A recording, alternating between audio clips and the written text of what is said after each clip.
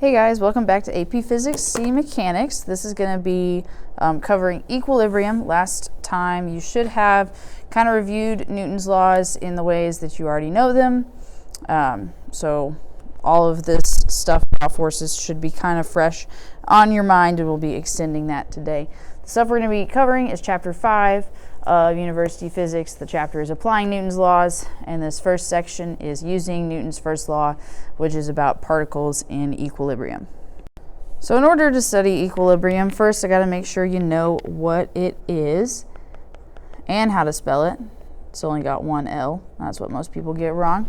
So equilibrium is when an object is moving at a constant velocity. And that's a misconception that quite a few people have that I'll address real quick.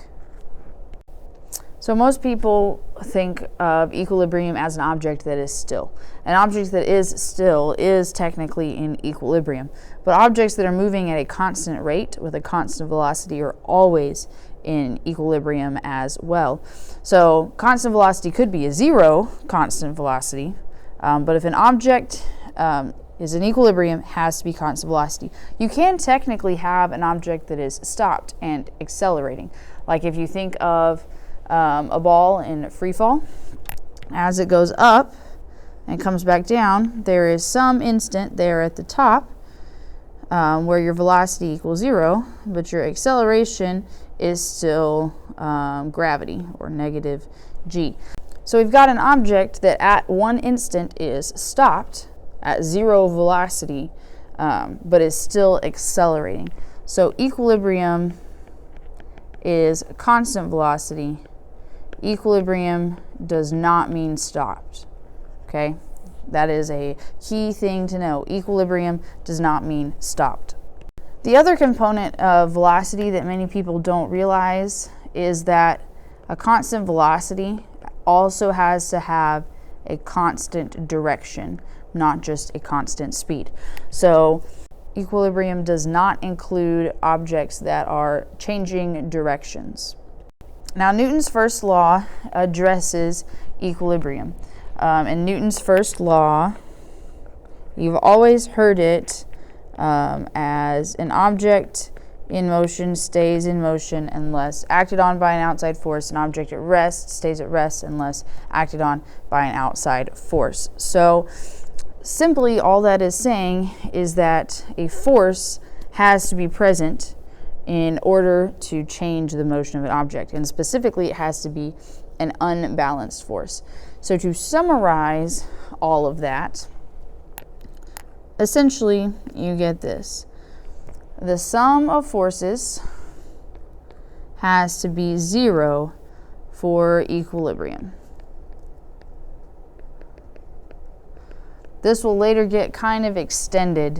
In Newton's second law, you get sum of forces equals mass times acceleration, and that's the general case. That's for all cases in Newtonian mechanics. But if your acceleration is zero for constant velocity, it whittles down to this special case that the sum of forces is zero if we're at equilibrium, which is constant velocity.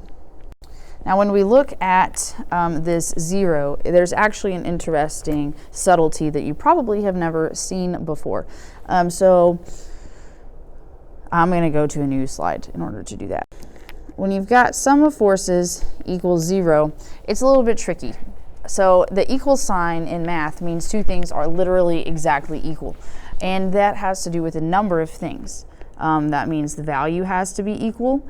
That means the units have to be equal, and also it means the type has to be equal. And what I mean by type here is vector or scalar. So when we say the sum of forces has to be zero, that means the sum of forces numerically has to be zero. That means the sum of forces has to be 0 newtons, because forces are measured in newtons. But it also means that the sum of forces has to be 0 as a vector. And we have not discussed the zero vector yet. So the zero vector actually has a little arrow above it. Technically, the book doesn't do that, but most physicists do, or know that that's technically correct, even if they leave it out of their work sometimes. So we need to define the zero vector. The zero vector is 0 for every dimension that we are studying. So if we were studying things only in the x direction, which is the I hat direction, that would be 0 I hat. If we were studying things in 2 dimensions, force equals 0 is going to be 0I plus 0J. If we're doing 3 dimensions, it extends to 0I plus 0J plus 0K. And you could extend that on to infinitely many dimensions. You could also use other coordinate systems like polar or cylindrical or spherical, though we are not really going into that in this class. You kind of have to have like Cal 3 in order to compute those. But when we say the sum of forces equals 0, that is the zero vector, which means every single component of your force has to be 0. You couldn't, for example, say the sum of forces equals 2 I hat minus 2 J hat and say, oh, that's equal to 0 because 2 minus 2. That's not how it works. It has to be equal to 0 in every component in order for the sum of forces to be equal to 0, because that's actually equal to the zero vector where every component is 0. So really the rest of this section in the chapter is going to be some example problems, and I'm going to do them with you and go through kind of the problem solving techniques that you need. Now it's kind of long. There's 4 examples, so I'm going to baby step you through some of them, and then I'll let you kind of work your way through others, and then I'll show you the solutions. The book does, on page 130, have a really great problem solving guide.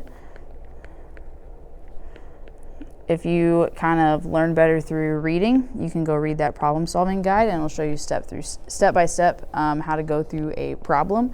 I'm going to be doing that with the examples, so I'm not going to explicitly go through the problem solving guide here, but it is present on that page 130 as a resource should you want to use that. All right, let's get on to problem or example. This is not a problem from the back of the book. This is an example from the chapter. It's example 5.1, tension in a massless rope.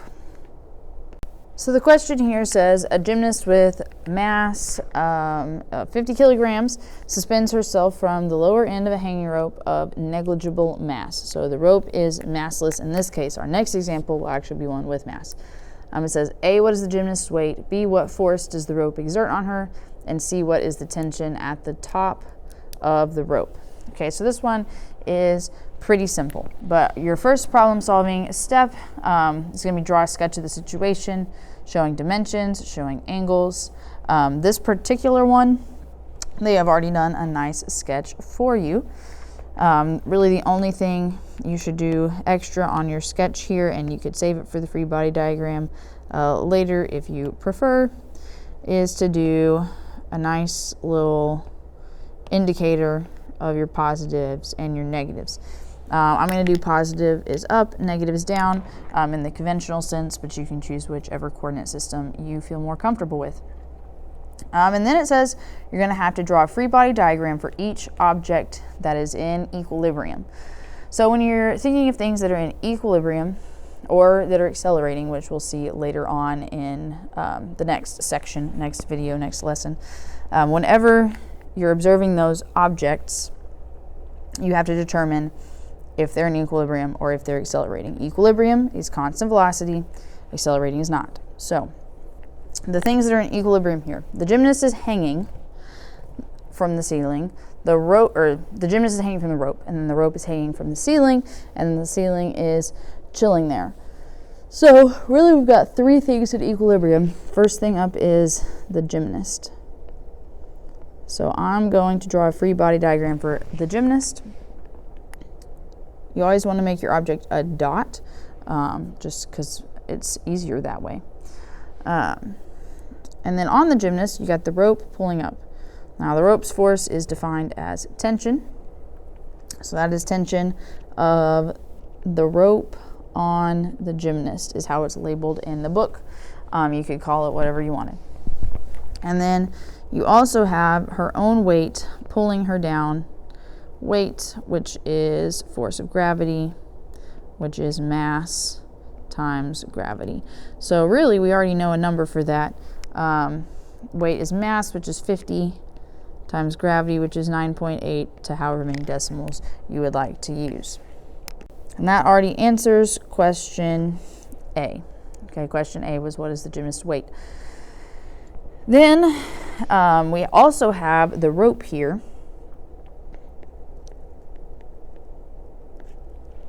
Okay, the rope is going to have the gymnast pulling down on it. So that's a force of tension. And that is, or well, we'll label it as a big T because that's what they do in the book. That's the tension of the girl on the rope. Now, these two, by definition, have to be equal due to Newton's third law, okay? The gymnast is pulling on the rope as much as the rope is pulling on the gymnast. That's what Newton's third law says. For every action, there's an equal and opposite reaction. So the forces there, they have to be equal. They're going in opposite directions. The rope on the girl is pulling up. The gymnast on the rope is pulling down. So we've got opposite forces there, but they have to be equal. And then you also have some tension on the rope from the ceiling. Okay, so that's tension of ceiling on rope. Now, if you want to extend this further, you can go draw a free body diagram for the ceiling, but we don't have all the information for the ceiling, like what's holding the ceiling up, what's its mass, all that kind of stuff. So really what we're going to do here is kind of consider it external to our system in that sense. I mean, eventually you kind of have to cut things off, because if we consider the ceiling and the things holding it up, then we have to consider the things that are holding the ceiling up, and then we have to consider what's holding those up, and it's the ground, and like all sorts of extensions there. So we're going to leave it here with the gymnast and the rope. Okay, so question B wants to know, what force does the rope exert on her? So here we're looking for tension of rope on girl, or on gymnast. Sorry, shouldn't assume. And that's going to be pretty easy because the gymnast is just hanging there. This is in equilibrium, so your sum of forces has to be equal to 0. Now your next step here is going to be to write out the sum of forces. So on the gymnast, you've got two forces going up. You've got the tension, up is positive in my world, and then you've also got the weight going down, or the force of gravity. So that's minus mg, since it's going down, which is negative in my world. Now we already have the value for mg. It's 50 times 9.8, which is 490. So you got sum of forces equals tension, which we're looking for, minus 490. And since we're in equilibrium, we have the condition that that has to be 0. Now if you want to include this in vector notation, you would need to be saying that these things are in the j-hat direction, since that's vertical. I've kind of dropped that notation here since we're just doing one dimension. But that has to equal 0 because we're in equilibrium. So you solve that and you get tension equals 490 newtons. And that is for the rope on the girl. That's part B. Now part C asks, what is the tension at the top of the rope? Now in a massless rope, tension is the same everywhere within the rope. That does change for ropes with mass, which we'll see in our next example. So the fact that it says top of rope here really doesn't matter. We're just looking for the tension in the rope in general. Now the tension from the gymnast on the rope has to be equal to 490 due to Newton's third law, which means to balance, and that's going negative on the rope there, which means to balance this out with the top of the rope, the force going up has to be 490, since the rope is also in equilibrium and those forces have to be balanced. So that's going to be part C Oh, I just wrote an A, I meant a C. Part C is 490 newtons. The next example, example 2, 5.2, is for tension in a rope with mass. The scenario here says, find the tension at each end of the rope in example 5.1 if the weight of the rope is 120 newtons. So we're going to be taking the same scenario, the sealing the rope and the gymnast, except now our rope is going to have some mass. And instead of giving us the mass, it does give us the weight already identified as 120 newtons. Now, something to consider here that we're going to have to assume, which is not always true, is that this rope has a constant linear density. So there's no part of the rope that is more massive than any other part. It's just going to be linear all the way down. In more advanced classes, you may have ropes that don't have like a constant linear density. They would have a function, and you'd have to do some integration there, but we don't get too far into that in this class. So now we've got the same deal. We're going to do some free body diagrams. First, I'm going to make up positive and down negative. Then we'll do a free body diagram for the gymnast. Draw him or her as a little dot here. And once again, we've got the tension from the rope on the gymnast going up, and the weight of the gymnast, force of gravity, we already calculated as 490 newtons, going down. And the gymnast is still at equilibrium, sum of forces equals 0. So nothing really has changed for the gymnast. We've got the tension of the rope on the girl going down, and then we've got the tension of the rope on the gymnast going up, and we've got the weight going down.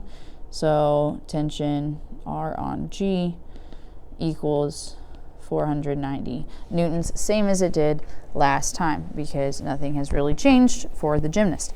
However, for the rope, we have introduced a new force. Now, when you have the mass of the rope taken into account, it actually really does matter which point on the rope you're looking at. The top of the rope has to carry the weight of all of the bottom of the rope. So if you're looking, here's your rope. This point at the top is going to have more tension because it's carrying the weight of everything down here, as opposed to the bottom, which is going to have less tension because it doesn't have to carry all of that weight. So it does matter which point you're looking at. The question here it says find it at each end of the rope. So we're actually going to have to do 2 rope free body diagrams, one for the top and one for the bottom. Now for the top of the rope, you've got the tension of the ceiling on the rope, and then you've got the tension from everything below that. So that's going to be like the gymnast and the rope. So we're going to do 2 separate forces for that. You got the tension of the rope, which I guess we'll label as weight. That one's kind of a weird one to label, weight of rope. And then you've also got the tension from the gymnast. So that's rope, or gymnast on rope. Now the same thing applies, that this one has to be equal to that one because of Newton's third law. So we know that one is 490 newtons. Then you've also got the tension from the weight of the rope. Now the weight of the rope we know is 120 because that's a given in our question. So now, if this is an equilibrium, sum of forces equals 0, you've got an extra thing to account for in there. For the sum of forces, we've got tension of ceiling on rope. We've also got going down 120, and 490 has to be equal to 0. So the tension of the ceiling on the rope, or the total tension in the rope, has to be equal to 120 plus 490, tension C on R equals 120 plus 490, which is 610 newtons. Now if we look at the bottom of the rope, on the bottom of the rope, we've got the tension going up, which we'll call tension of the rope, I guess the rope on the rope from the top. And then on the bottom, we've got the tension of the gymnast on the rope. We know the tension of gymnast on the rope equals 490. But now that we're at the bottom, there is no mass pulling down. All the mass is coming from above this point. So it's not like pushing down on the rope. So then when we look at things in equilibrium here, sum of forces has to be equal to 0. You get 0 equals tension of rope minus 490. So tension at the bottom has to equal 490 newtons. So the difference between the top and the bottom is simply the weight of the rope, the 120. Our next example is example 5.3. So it's going to be two-dimensional now. Our last two examples were one-dimensional. Our next three, if I decide to do all of them, are going to be two-dimensional. The scenario in this one is we've got a car engine with weight W hangs from a chain that is linked at ring O to two other chains, one fastened to the ceiling and one to the wall, finding expressions for the tension in each of the three chains in terms of W. So we're not going to be working with real numbers here, we're just going to be doing some algebra. Also specifies that the weights of the ring and the chains are negligible when compared to the weight of the engine. Cool. So that's not too much to go off of other than our knowledge. Starting off, you're going to need to draw some free body diagrams. In this case, there's really two that you're going to need to look at. You've got the free body diagram from the engine. The engine has lots of force on it. And then also you're going to want to look at the O-ring. Okay, you're going to want to do a free body diagram for the O-ring because those are the two things experiencing the forces that we care about. There are forces there present on the rope, but we can solve for those using just the O-ring and the engine. So starting off with the engine, we need a free body diagram. Let me change my pen thickness. Okay, the engine has two forces on it. You've got gravity pulling it down. And that force of gravity is equal to the W as specified in the question. In real life, it would be some actual weight in newtons. And then going up, pulling up on that engine, you also have force of tension 1. They were nice in this instance and labeled all of those tensions for you, so you don't have to think through labels. So you've got weight pulling down on that engine, tension 1 pulling up. And you do also know that the sum of forces has to be 0 because we are in equilibrium.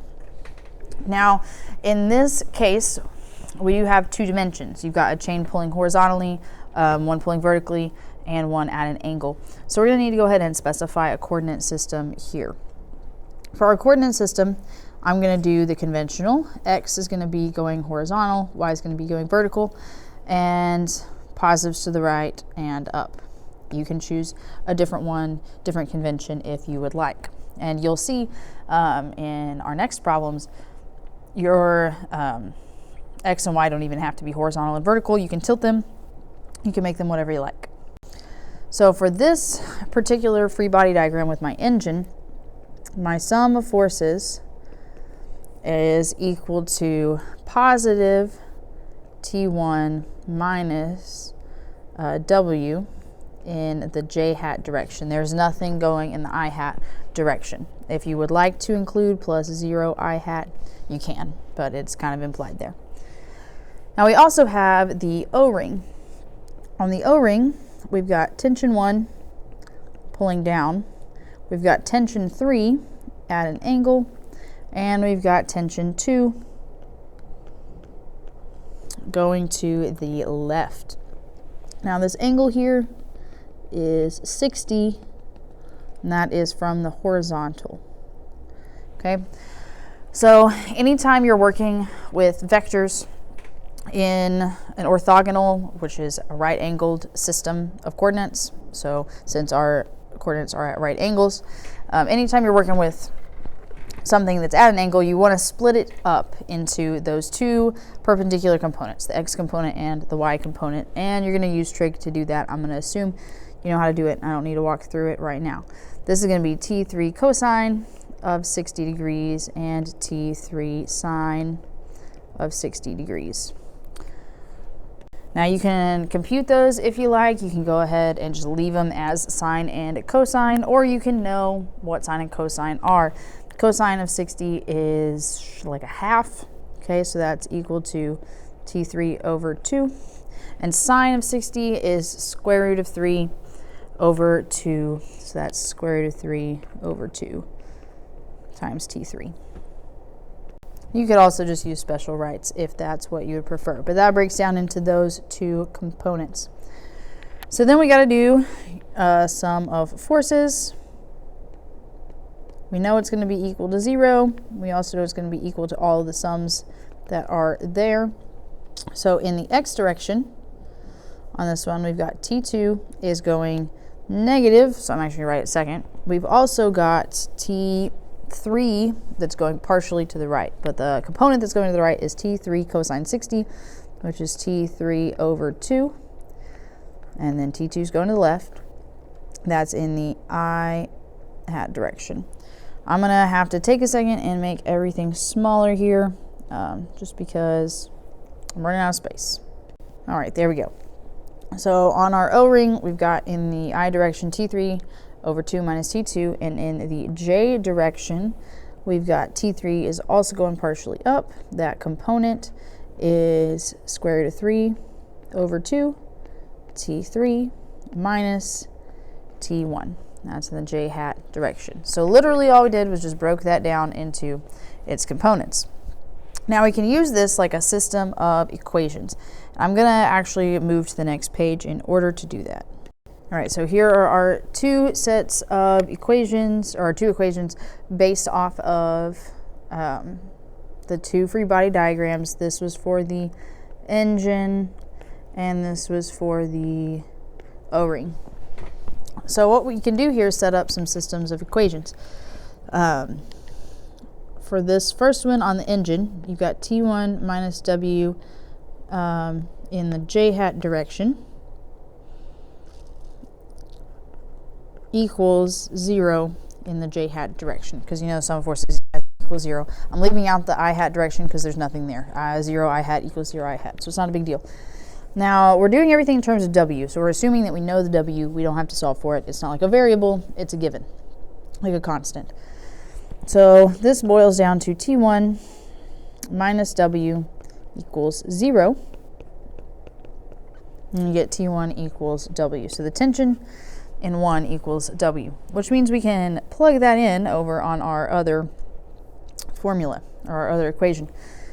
You get T3 over 2 minus T2, that's in the J hat, the I hat direction, plus square root of 3 over 2 T3, which we don't know, minus T1, which is equal to W, J hat direction. And we know that has to equal 0 I hat plus 0 J hat. Then we can set those things equal to each other. T3 over 2 minus T2 equals 0. And we also know square root of 3 over 2 T3 minus W equals 0. Since we know W, we can solve this equation for T3. You get square root of 3 over 2 T3 equals W. And then we've got to multiply by 2 over square root of 3 on both sides. You get T3 equals 2W over square root of 3. Or if you want to rationalize that, 2 square root of 3 over 3W. And now we can take that T3 and plug it in over here on this one. I'm going to use the rationalized version. 2 square root of 3 over 3 over 2, so I'll just add another 2 to the bottom, minus T2, oh, sorry, that's also multiplied by W, minus T2 equals 0. So you get T2 equals square root of 3 over 3, 2's cancel, W. And there you've got all of your tensions.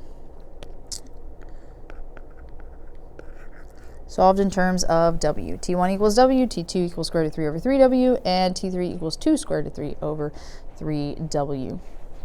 All right, so that one was just using the same concepts as before, but we extended it to 2 dimensions, kind of treat each dimension separately because I hats can't go with J hats. But simple as that. If you got questions on that one, let me know. All right, this video is already getting really long, and I'm not sure you're going to endure all the way through the end of it. So I'm going to go ahead and do example 5.5. I'm going to skip 5.4. If you really want to go through that, you can. If you really want me to explain it to you, you can come ask me. But I'm going to skip ahead to example 5.5. because it's a little bit more complex. This one is the scenario of objects connected by cable and your firm needs to haul granite blocks up a 15-degree slope out of a quarry and to lower dirt into the quarry to fill the holes. You design a system in which a granite block on a cart with steel wheels, weight W1, including both block and cart, is pulled uphill on steel rails by a dirt-filled bucket, weight W2, including both dirt and bucket, that descends vertically into the quarry. How must the weights W1 and W2 be related in order for the system to move with constant speed, ignore friction in the pulley and wheels, and ignore the weight of the cable? Lovely. So we got a cart, we got a bucket, we got a pulley. Now, first thing you want to do, draw some free body diagrams, but in order to do that, you kind of need a coordinate system. And this is where things get a little bit janky, all right? Coordinate systems are man-made things. They don't exist in the universe. You don't look out and see a coordinate grid. So since it's a man-made thing, you can construct it however you want for a problem. Like if you wanted your coordinate system to look like this in this question, totally could. Wouldn't recommend it, totally could. So what you want to do really is create an advantageous coordinate system. Let's see if it'll erase the arrows without erasing the picture. It does. You want to create an advantageous coordinate system that's going to make your life a lot easier. So when you're dealing with ramps, usually the best idea is to make the coordinate system go with X parallel to the ramp and the Y perpendicular to the ramp. But you also, in this particular system, have a pulley.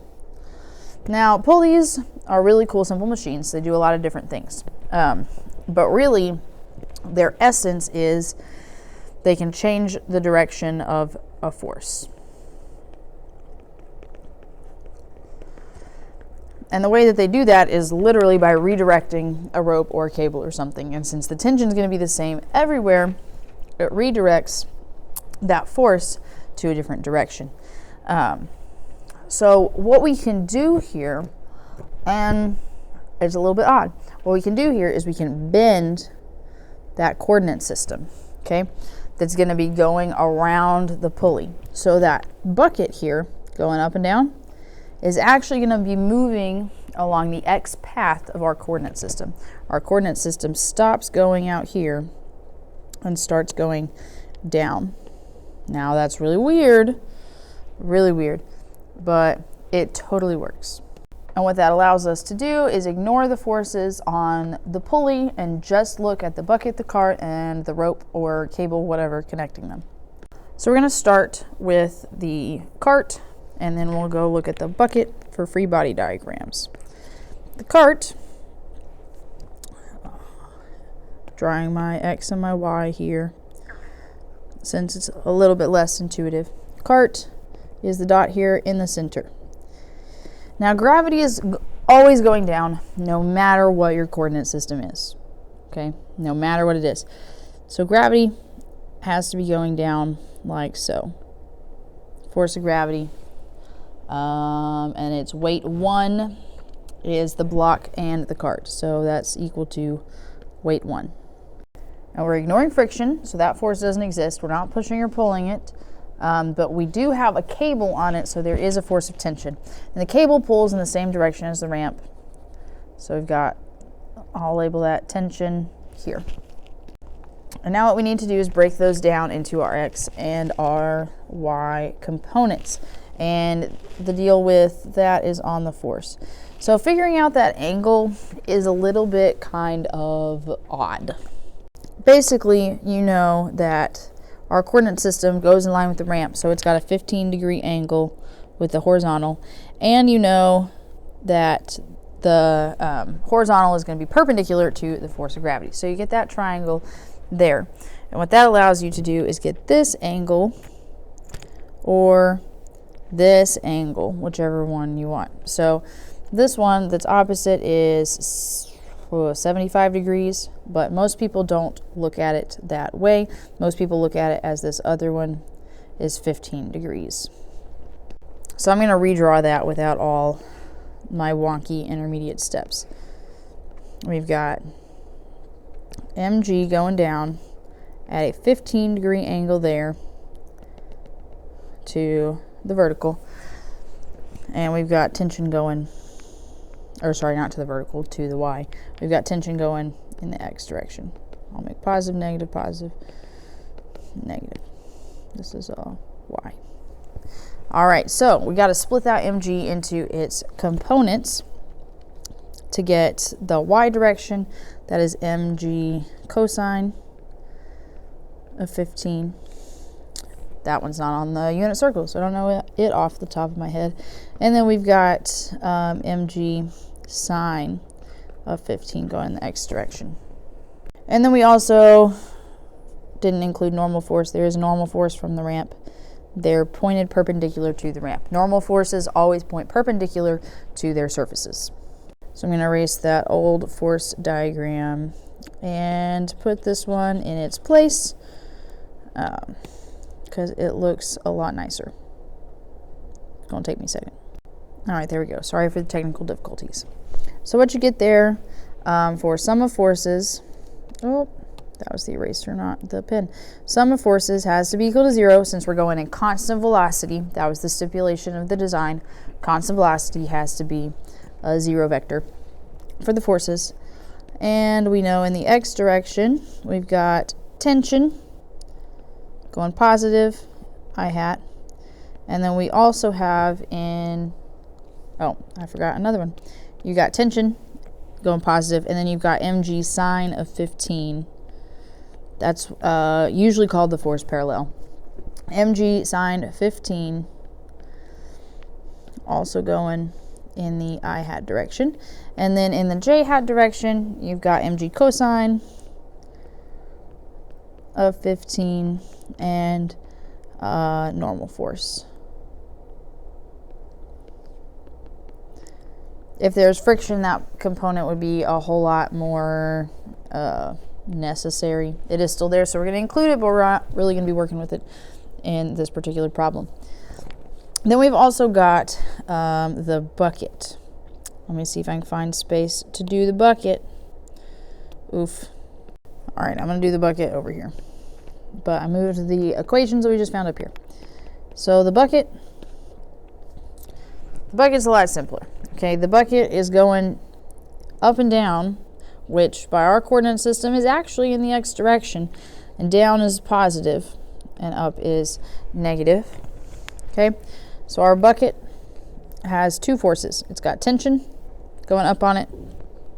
I'm going to just leave the arrows as the forces tension, and then its weight, which is weight 2. Since this is a massless cable, or we're ignoring the mass of it, we can say those two tensions are the same because tension is going to be the same everywhere within the cable. And then our sum of forces on this one, nice and easy. Still has to be equal to 0 because we're doing constant velocity, equilibrium. The bucket and the cart, since they're connected to the same cable, are constrained to accelerate at the same rate or have the same velocity. So our sum of forces has to be equal to 0. There are only forces in the X hat direction, since now that is the X hat, or not the X hat, the I hat direction, that's the X direction. So you've got weight is positive minus tension, that's the I hat direction, no J hat direction. And that has to be equal to 0 due to our equilibrium condition. So now from here it's pretty simple to solve. Our tension has to be equal to weight 2 according to this equation down here. So we get tension has to be weight 2. And then we can plug that in up here to get our other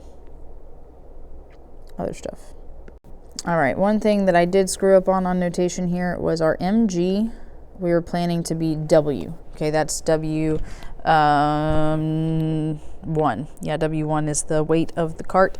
So wherever it says mg in that thing, that's the weight of the cart. So you've got tension, which is W2, minus W1 sine 15 has to be equal to 0 due to our equilibrium condition. So then you get W2 equals W1 sine 15. And if we were looking for the ratio of W2 to W1, W2 to W1 equals sine 15. And really, you could generalize this to be any angle, so it would be sine theta instead of sine 15. That way, if you were going to change the angle of your ramp, you would have an easy solution there. All right, so that is the ratio.